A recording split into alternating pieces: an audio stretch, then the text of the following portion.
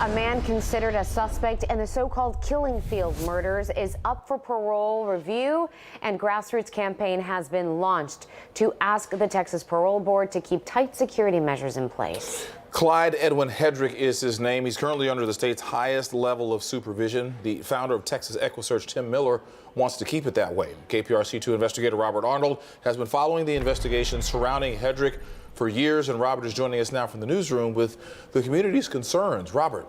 Clyde Hedrick has long been considered a suspect in the murders of Tim Miller's daughter, Laura, as well as Heidi Fye, Donna Prudhomme, and Audrey Cook. All four women were found in an area off Calder Road in League City in the mid-'80s and early '90s. Hedrick has never been charged with these murders, but he was sent to prison for the death of another woman, Ellen Ray Beeson, who was killed around the same time as the other four. When Hedrick was released from prison in 2021, he was placed under the highest level of supervision. Miller and the Galveston County District Attorney's Office recently received notice the parole board is reviewing Hedrick's conditions of release and considering whether to lower the level of supervision he'll live under.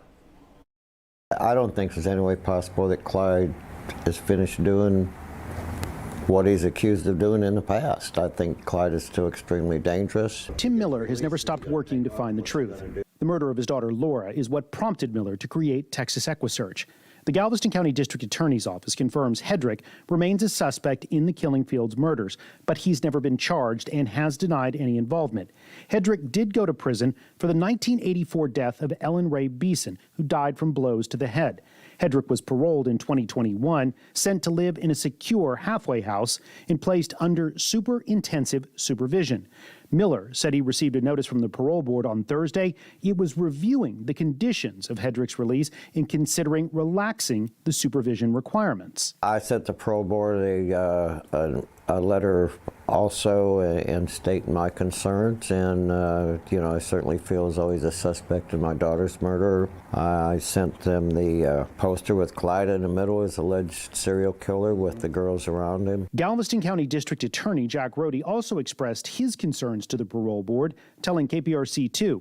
On Monday, I contacted a member of the parole board directly to lodge our formal objection after learning that the parole board was considering a reduction in Clyde Hedrick's supervision level. We will continue to vigorously protest any type of clemency or reduction in supervision for Hedrick until he has served the full remainder of his sentence. He's high risk, he's on an ankle monitor, he's being supervised, and he needs to stay exactly where he's at with that ankle monitor and under supervision.